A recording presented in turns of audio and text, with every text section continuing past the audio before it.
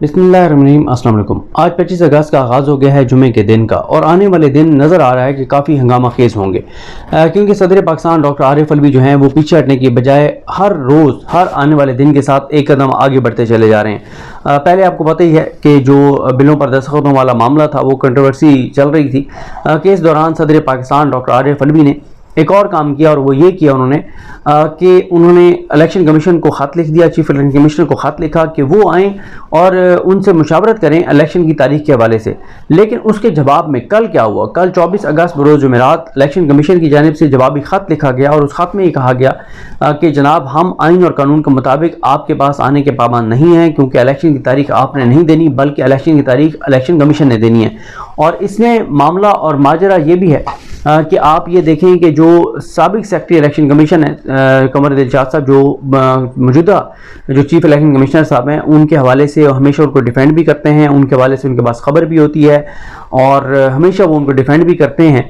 तो उन्होंने काशिफ अब्बासी साहब के प्रोग्राम में बुध के दिन ही बता दिया था कि चीफ इलेक्शन कमिश्नर जो है वो ऐवान सदर नहीं जाएंगे, सदर के पास नहीं जाएंगे, और वो जो है एक लेटर लिखेंगे और बताएंगे कि मैं पाबंद नहीं हूँ आपके पास आने का। और वही चीज़ हुई जो कमर दिलशाद साहब ने बता दी थी। इस पर जहांगीर जदून साहब ने उस वक्त कहा था प्रोग्राम में कि ये बड़ा गलत होगा, और ये भी कैसे कह रहे हैं जब इजलास इलेक्शन कमीशन नहीं हुआ कि एक जो आइनी इदारा है उसका सरबराह जो है वो हेड ऑफ द स्टेट उसको बुला रहे हैं और वो ना जाए एक आइनी तकाजे के ऊपर। और अगर इतने ही वो स्ट्रॉन्ग हैं आइनी और कानूनी तौर पर तो चले जाएं चीफ इलेक्शन कमिश्नर, जाके सदर को कहें कि आप नहीं दे सकते, ये मेरे पास चीज़ें हैं, ये मामलात हैं।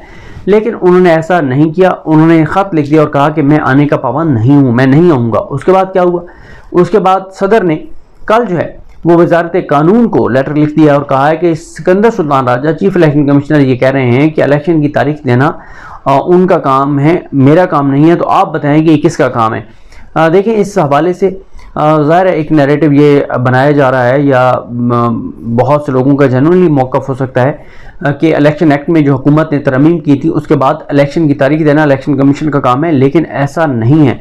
आइन बड़ा वाज़ेह है, उसमें अब दलील ये दी जा रही है कि आइन के जिस आर्टिकल के तहत आर्टिकल 48 के तहत सदर ने इलेक्शन की तारीख देनी है, लेकिन समरी जो है वो प्राइम मिनिस्टर भेजेगा, क्योंकि सदर हर काम प्राइम मिनिस्टर की एडवाइस पे करता है। अब सवाल ये है कि अगर एक निगरान सेटअप ऐसा आता है, अगर ये बात मान ली जाए कि निगरान सेटअप नहीं, निगरान वज़ीर-ए-आज़म ने ही इलेक्शन की तारीख भेजनी है, तो फिर एक निगरान वज़ीर-ए-आज़म आया, उसके पास इख्तियारात हैं, उसके पास प्रोटोकॉल है, उसके पास सब कुछ है, तो वो क्यों चाहेगा कि इलेक्शन हो।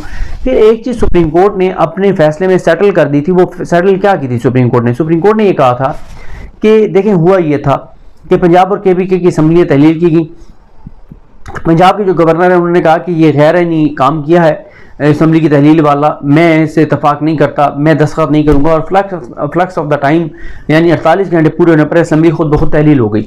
जो गवर्नर KPK है उन्होंने दस्तखत कर दिए, सदर ने दोनों असम्बलियों में इलेक्शन की तारीख दे दी। जब सदर ने तारीख दे दी, मामला सुप्रीम कोर्ट में गया, तो उस वक्त ये हुआ कि सदर ने KPK की तारीख वापस ले ली, पंजाब के ऊपर वो कायम रहे। फिर सुप्रीम कोर्ट का फैसला आ गया, क्योंकि सुप्रीम कोर्ट ने अपने फैसले में ये कहा था कि जहाँ पे भी सूबाई असम्बली तहलील होगी और गवर्नर दस्तखत करेगा तो गवर्नर जो है वो इलेक्शन की तारीख देगा, और जहाँ पे गवर्नर दस्तखत नहीं करेगा वहाँ पे सदर पाकिस्तान तारीख देंगे। इलेक्शन एक्ट में था। अब इलेक्शन एक्ट में तब्दीली तो कर दी गई कि अब अगर गवर्नर दस्तखत नहीं भी करता तो भी तारीख जो है, यानी अगर गवर्नर नहीं करता तो फिर तारीख सदर नहीं इलेक्शन कमीशन देगा। लेकिन इस पे सुप्रीम कोर्ट ने बड़ा वजाहत के साथ बताया था कि अगर जो कौमी असम्बली की तहलील की समरी पर सदर दस्तखत करेंगे तो फिर तारीख सदर को देनी है, और यहाँ पे सदर ने ही दस्तखत किए हैं, तो यहाँ पे आइन बड़ा वाज़ेह है। लेकिन अब इस सारी सूरत हाल में नज़र ये आ रहा है कि इससे तसादुम बढ़ेगा, जैसे असदुल्ला खान साहब ने आज वीडियो की जिसमें उन्होंने बड़ी डिटेल से चीज़ें बताई, और बिल्कुल ऐसे ही है।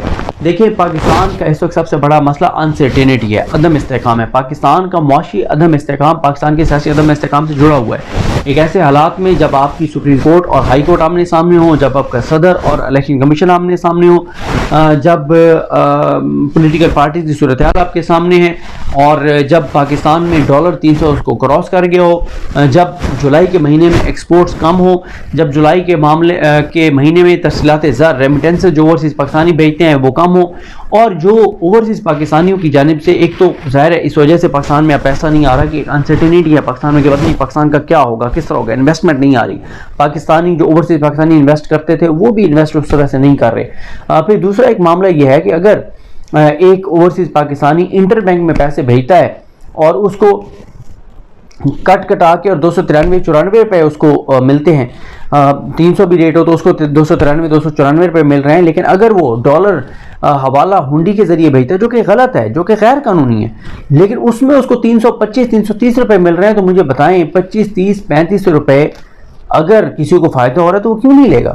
गलत है, हवाला हुंडी गलत है। दूसरी बात यह है कि कई लोग डॉलर ज़ाहिर है बाहर से ट्रैवल करके आ रहे होता है उनके ज़रिए भेज देते हैं, बल्कि अब तो मुझे एक दोस्त बता रहे थे कि शायद पहले भी होता हो, मेरे हवाले से मुझे इस हवाले से ज़्यादा पता नहीं है, लेकिन वो यही कह रहे थे कि अब तो ऐसा है कि डॉलर जिसने पाकिस्तान भिजवाने की बजाय वो बाहर ही किसी को दे दें और वो बाहर उनके यहाँ पे जो भी उनका सेटअप है वो यहाँ पे रुपये दे देंगे। इस तरह की बात भी मैंने सुनी है, इस तरह का भी मामला है। तो बहुत ज़्यादा जो है वो अनसर्टेनिटी है। मैं आपको बताऊं, मैं बहुत से लोगों से, बहुत से ओवरसीज़ पाकिस्तानियों से बात होती है, वो यही बताते हैं कि अब ज़ाहिर है लोगों को है कि पता नहीं क्या होगा, और फिर रुपया डिवैल्यू हो रहा है। जिसने अगर बाहर कोई प्रॉपर्टी खरीदी थी और किसने पाकिस्तान में ख़रीदी थी, जिसने पाकिस्तान में ख़रीदी थी उसकी प्रॉपर्टी अगर आप इन टर्म्स ऑफ यानी रुपये देखें तो वो बहुत कम उसकी वैल्यू हो गई, जिसने बाहर तो उसके कहाँ से कहाँ मामला चले गए। तो बड़ी एक चीज़ें ख़राब हैं और इससे चीज़ें बहुत ज़्यादा और आने वाले दिनों में ख़राब होंगी, अनसर्टेनिटी बढ़ेगी अगर इसी तरह से मामला चलते रहे। अब सदर जो है वो नज़र आ रहा है कि सदर ने फैसला कर लिया है कि वो इलेक्शन की तारीख देने जा रहे हैं, और मुझे लगता है कि अगले 72 से 96 घंटे में कि वो इलेक्शन की तारीख दे देंगे, क्योंकि उसकी वजह यह है कि असम्बली तहलील हुई थी 9 अगस्त को। 9 अगस्त से अगर आप देखें तो 9 अगस्त से बनते हैं 9 अगस्त, सितंबर, अक्टूबर, नवंबर, यानी 9 नवंबर से पहले की उन्होंने कोई तारीख देनी है। और दूसरी चीज़ क्या है? दूसरी चीज़ यह है कि सदर को 54 दिन से पहले की कोई तारीख देनी है, 54 दिन से पहले तारीख अनाउंस करनी है। यानी देखें ना, 9 और 16 दिन तो गुजर गए, 16 दिन अगर गुजर गए हैं तो मैक्सिमम सदर के पास 4-5 दिन है। उसकी रीज़न ये है कि 54 दिन इलेक्शन प्रोग्राम के लिए इलेक्शन कमीशन को देना ज़रूरी है, 54 दिन इलेक्शन कमीशन को हर सूरत में देने पड़ेंगे। तो इसलिए इसका वाज़ेह मतलब यह है कि अगले 72 से 96 घंटे में 3 से 4 दिन में सदर जो है वो इलेक्शन की तारीख दे देंगे। अब बात यह है कि सदर जब इलेक्शन की तारीख दे देंगे तो क्या फिर इलेक्शन कमीशन जाएगा सुप्रीम कोर्ट के सदर ने तारीख दे दी, नहीं दे सकते थे, या इलेक्शन कमीशन मुस्तरद कर देता है और फिर सदर जो है वो रेफरेंस भेज देंगे सुप्रीम कोर्ट को? क्योंकि एक बात पहले भी चल रही है कि सदर आया, वो कवानीन के मामले पे भी रेफरेंस भेजते हैं, नहीं भेजते, वो एक अलग मामला है, लेकिन इस पे क्या सदर रेफरेंस भेज देंगे सुप्रीम कोर्ट को? या कोई पॉलिटिकल पार्टीज पहले ही गई हुई है, सुप्रीम कोर्ट भी, हाई कोर्ट भी। हाई कोर्ट का मैं आपको लास्ट वीडियो में बता चुका हूँ कि हाई कोर्ट में क्या हुआ। तो ये सारी सूरत हाल है। मुझे तो आने वाले दिन जो है वो बहुत हंगामा खेज नज़र आ रहे हैं और अनसर्टेनिटी बढ़ती हुई नज़र आ रही है। अब इससे तो ज़ाहिर है एक सूरत हाल जो है वो मज़ीद कशीदा ही होगी। मैं आपके सामने, क्योंकि आपको पता ही है कि आजकल जो है वो इलेक्शन कमीशन बड़ी अहमियत इख्तियार कर गया है, तो इलेक्शन कमीशन में कल क्या हुआ वो सारी चीज़ें मैं आपके सामने रख देता हूँ मुख्तसर अंदाज में। लेकिन यह है कि मुझे बहरहाल वाज़ेह तौर पर नज़र आ रहा है कि सदर 72 से 96 घंटे में ऐलान कर देंगे और उनके साथ हलचल शुरू हो जाएगी और एक तबले जंग बच जाएगा, और फिर देखते हैं कि चीज़ें किस तरह आगे बढ़ती हैं। एक तो कार जो है वो डोनाल्ड ब्लूम जो अमेरिकी सफ़ीर हैं वो इलेक्शन कमीशन गए, उन्होंने चीफ इलेक्शन कमिश्नर से मुलाकात की और उस पर बताया गया, जो अलामिया सामने आया कि पाकिस्तान के आइन और कानून के मुताबिक आज़ादाना और मुनसफ़ाना इंतख़ाबात के इनेकाद के लिए रियासत जो अमेरिका ने जो है वो मुकम्मल हमायत की यकीन दहानी कराई है। अब आइन कानून क्या है, 90 दिन है या वही है कि पहले हल्काबंदी होंगी, और चाहे इलेक्शन जो है कंवर दिलशाद साहब तो कह रहे हैं कि मई में भी नहीं होंगे। उन्होंने ईसा नकवी साहब के प्रोग्राम में ABN पे ये कहा कि इलेक्शन जाके और फरवरी में नहीं होंगे, मई में जाकर इलेक्शन होंगे। तो ये बहुत बड़ी बात है और वो बड़े वेल इन्फॉर्म्ड हैं कंवर दिलशाद साहब। उन्होंने पहले बता दिया था, इलेक्शन कमीशन को मीटिंग नहीं होती, कुछ नहीं होता, उन्होंने कहा लेटर लिखेंगे नहीं जाएंगे, वही हुआ। उसके बाद कहा गया कि पाकिस्तान के मुस्तकबिल के रहनुमाओं का इंतखाब करना पाकिस्तानी अवाम का काम है, अमरीकी सफ़ीर ने यह कहा। और साथ ही अमरीकी सफ़ीर ने कहा कि पाक अमरीका तल्लुकात को मज़ीद गहरा और वसी करने के लिए पाकिस्तानी के मुंतखब करदा नुमाइंदों के साथ मिलकर काम अमरीका जो है वो करता रहेगा। उसके बाद ये तो खैर आ गया जवाबी ख़त जो लिखा इलेक्शन कमीशन ने। ये एक चीज़ इंपॉर्टेंट है, जो PTI और JUIF के नुमाइंदे मिले हैं इलेक्शन कमिश्नर को, चीफ इलेक्शन कमिश्नर को, इलेक्शन कमीशन काम को, क्योंकि उन्होंने लेटर लिखा था कि पॉलिटिकल पार्टीज आई हैं और 4-5 चीज़ों पे उनसे मशवरा करना है और उनको एतमाद में लेना है। उसमें जो अलामिया आया वो बहुत इंपॉर्टेंट है। तर्जुमान इलेक्शन कमीशन ने कहा कि आज यानी कल 24 अगस्त को इलेक्शन कमीशन का इंतखाबी रोड मैप के सिलसिले में सियासी पार्टियों से मुशावरत के लिए पहला इजलास हुआ। इजलास की सदारत जनाब चीफ इलेक्शन कमिश्नर जनाब सिकंदर सुल्तान राजा साहब ने की। मेंबरान इलेक्शन कमीशन के अलावा सेक्रेटरी इलेक्शन कमीशन और दीगर सीनियर अफसरान ने भी इजलास में शिरकत की। इजलास में पाकिस्तान तहरीक इंसाफ को आज 2 बजे और उसके बाद जमीयत उलमा इस्लाम के नुमाइंदगान को दोपहर 3 बजे के लिए मदऊ किया गया था। मदऊ करने का मकसद इंतखाबी रोड मैप पर उनका फीडबैक लिया जाना था। इजलास में PTI की तरफ से डॉक्टर बाबर अमान, बैरिस्टर अली जफ़र और उमैर नियाजी एडवोकेट मौजूद थे। PTI के अली मोहम्मद खान ने वीडियो लिंक के जरिए शिरकत की। JUI की तरफ से मौलाना अब्दुल गफूर हैदरी, जलालुद्दीन, मौलाना दरवेश ने शिरकत की। JUI के कमरान मुर्तज़ा बज़रिए वीडियो लिंक शरीक हुए।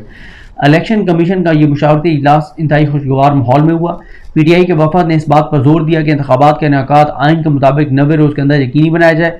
PTI वफद ने पार्टी के गिरफ्तार लीडरों की फौरी रिहाई का मुतालबा किया। PTI ने सियासी रैलियों की इजाज़त देने का भी कहा। JUIF ने मौक़िफ़ इख्तियार किया कि इलेक्शन का इनेकाद आइन का तकाजा है। JUI के मुताबिक चूँकि मरदमशुमारी के रिजल्ट सरकारी तौर पर शाये हो चुके हैं, लिहाजा इलेक्शन कमीशन को पहले हल्का बंदियों का अमल मुकम्मल करना चाहिए। JUI का मौक़िफ़ था कि इंतखाबी फहरिस्तों में नई मरदमशुमारी के मुताबिक वोटरों के दुरुस्त इंदराज की ज़रूरत है।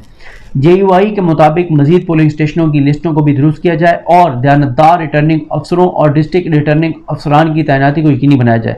इलेक्शन कमीशन ने दोनों पार्टियों के नुमाइंदगान को यकीन दिलाया कि इलेक्शन कमीशन की कोशिश है कि इलेक्शन का इनेकाद जल्द हो। इलेक्शन कमीशन इस बात को यकीनी बनाएगा कि इंतखाबात में तमाम पार्टियों को यकसा मौके मुयस्सर हों। इलेक्शन कमीशन इंतखाबात की शफाफियत को यकीनी बनाएगा। इलेक्शन कमीशन की जानिब से सियासी पार्टियों से मुशावरत का अमल आइंदा भी जारी रहेगा। तो इसमें ये बात तो वाज़ेह हो गई कि मौलाना फजल रहमान साहब का सॉफ्टवेयर अपडेट हो गया है और 90 दिन के इलेक्शन कराने के मुतालबे से वो पीछे हट गए हैं और वो तैयार हैं कि इलेक्शन कमीशन पहले मरदमशुमारी के मुताबिक हल्का बंदियाँ करे, वोटों की लिस्टें को तस्दीक करे। 1.5, 2, 2.5 साल भी इलेक्शन नहीं होते तो मौलाना फजल रहमान की जमात को कोई मसला नहीं है, क्योंकि उन्हें पता है कि जो तबाही और बर्बादी इस मुल्क की 15-16 माह में मौलाना फजल रहमान की हुकूमत ने फेरी है, उसके बाद जो लोगों ने इनका हशर नशर करना है सियासी तौर पर, ये अवाम में जाने के काबिल नहीं है, ये अवाम को मुँह दिखाने के काबिल नहीं है। तो अब इन्होंने इलेक्शन कमीशन की सपोर्ट किया कि आप 2-2.5 साल इलेक्शन नहीं कराना चाहते हैं तो ना कराएं, हमें कोई मसला नहीं है। लेकिन PTI ने कहा कि 90 दिन में इलेक्शन आने की ज़रूरत है और आप 90 दिन में इलेक्शन करवाएं। तो बहरहाल आने वाले दिन जो है वो बड़े इंटरेस्टिंग होंगे। देखते हैं चीज़ें कैसे आगे बढ़ती हैं। मुझे अपनी दुआ में याद रखें। अल्लाह हम सब काम भी नासरो। अल्लाह हाफ़िज़।